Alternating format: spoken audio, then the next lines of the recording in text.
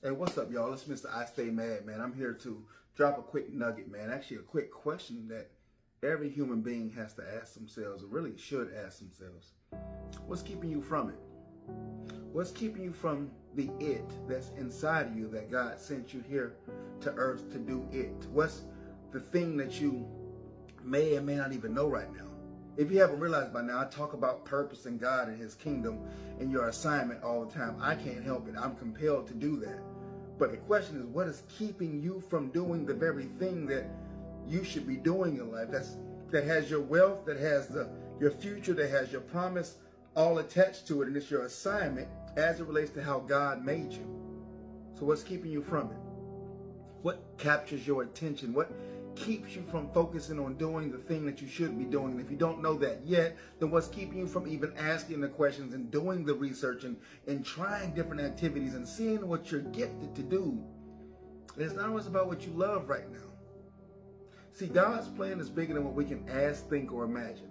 He says that in his word all the time. The thing we have to get to the point to realizing is, like even Jesus said when he was younger, he said, I must be about my Father's business. Like his parents lost him for 3 days and they went back to the temple and they found him and they said, we were looking for you. He said, why were y'all looking for me? Wouldn't you know I was in my Father's house? I am. I must be about my Father's business. So what business do you feel like you must be about?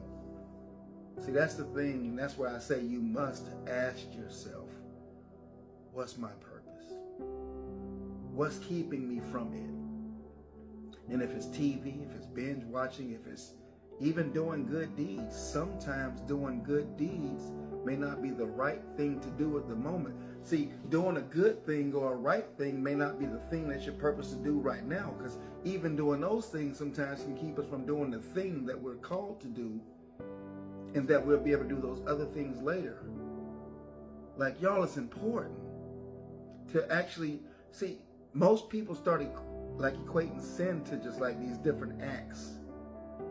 Well, rebellion against what you're called and supposed to do is also rebellion against God. And if we refuse to spend the time necessary to find out our gifts, and it's not that it's so much outside of you as it is in, because God sent us here to earth like a seed, and seeds have the very future wrapped up inside it itself. The seed has so much growth potential in the environment that it's placed in, and the person or the owner of the land who nurtures the land so the land can bless the seed, assists with how much it will produce.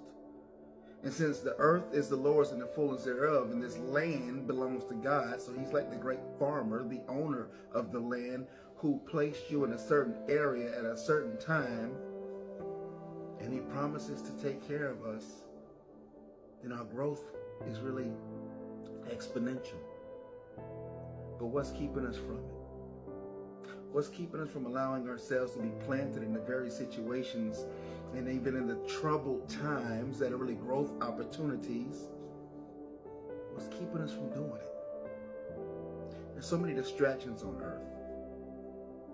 I know for the longest, things that I love to do distracted me from doing what I was called to do. And the more I started spending time with God intentionally and trying to be intentional about surrendering and submitting, the more I realized the thing that he made me to do is the thing that I actually love to do more than other things that I used to do. So what are you called to do? Do you know? Do you want to know? Because if you want to know, then I promise you can start seeing things differently. I heard this pastor say, like, imagine your life and your potential and promises being right in front of you. But then there are times that we say Satan or the enemy puts a problem right in front of you, right? But a lot of times we got to realize that God allows these things to show up to see what we're going to do, to see the thirst, to see the hunger. What do we want more? The thing that's in front of us, do we think about that more? Or if we move ourselves just a little bit to get a different angle, to still see what's in front of us, to see around the problems, to see through the problems, to, heck, just move the problem. Go through it. Because to go through a thing gives you the opportunity to grow through a thing. I know you heard it before. So here again, what's keeping you from it? It's time to do a real live evaluation of your life. What do you really want? What do you really want? And then submit it to God and say, Father, this is what I believe my heart is desiring. But what I want more is for your will to be done in my life. When we get to that point, when we get to wanting more of what he wants for us and what he needs us to accomplish for this planet, for these people, then we're getting closer to not arrival, because this is a lifelong journey, but getting closer to being released.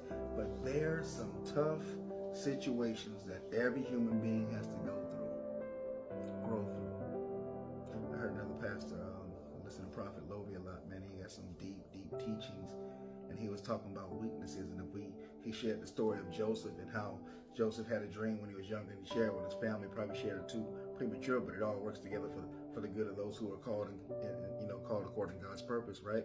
So his brothers end up selling him into like slavery instead of killing him, because a couple of them wanted to kill him, but they sold him to slavery. And he went out to Egypt, and some kind of way he got into Potiphar's house, like somebody really high up, and he was doing good. He was working, right? He was thriving. He was a slave though. Had a good thing going, but he still wasn't in his purpose. How many of us have a good thing going, but we're still not in our purpose? How many of us are selling our time, ourselves, to a company, but it's not what we're supposed to be doing yet? So he had this good thing going. If you know the story about Joseph, he started interpreting dreams. God gave him the gift to, God would show him and tell him what's going on in these dreams. So he ended up, the Potiphar's wife, she started having a thing for Joseph. So she started flirting with him. He was resisting, but one of his weaknesses actually was an intimacy thing, right? And it says on one occasion, she, grabbed a hold of him, and at some point Joseph fled out of there, and she still had his shirt. Well, how did he get his shirt? How did she get his shirt? How did she get his shirt? Was he letting it happen a little too much? Was he giving in, and all of a sudden he realized, I gotta get out of here? Then he got thrown into prison because she like, hey, you did something to me. They threw him in prison. And in prison, he started reconnecting with God. Now, mind you, his gift of dream interpretation wasn't happening while he was working, while he was a slave in the Potiphar's house. But then all of a sudden he gets thrown in prison. He's still kind of doing good down there. But now he's praying, he's leaning on God more, trying to connect. And then his gift awakens because he got pushed closer to destiny, even though it was like in a dungeon. And interpreted two different dreams. One person was supposed to live through something, another person was supposed to die. The guy died, another person lived, got released.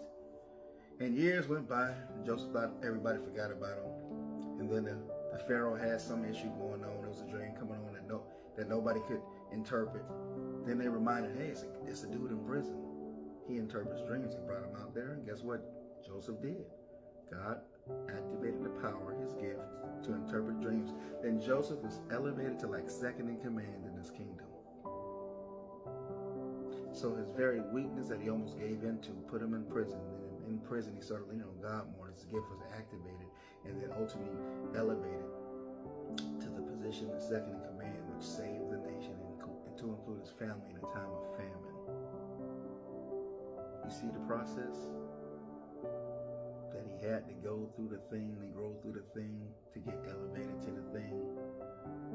So what's keeping you from it? Are we resisting change?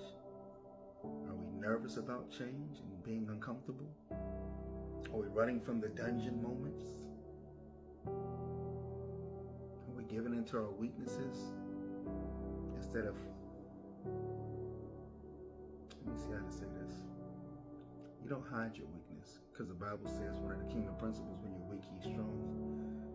But instead of allowing God to use the very thing that he chooses to use, which may be the weakness, to get you to the point of promotion, after you go through and grow through what he sends you to.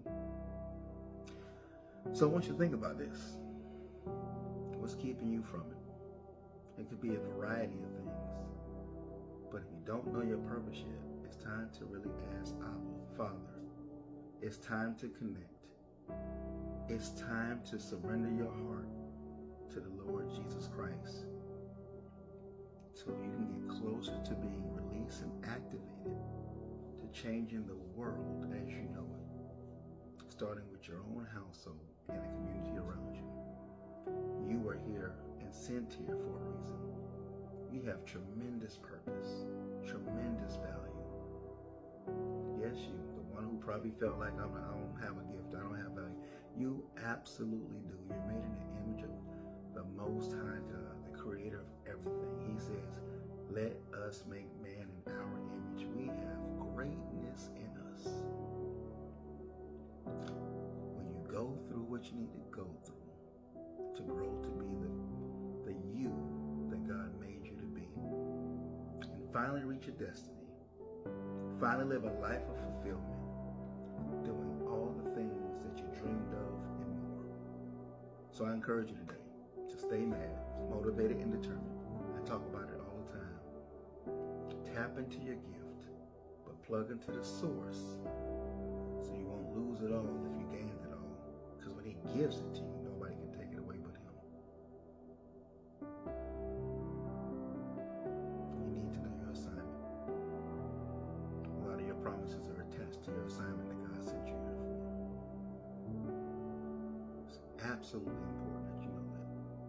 And it's absolutely important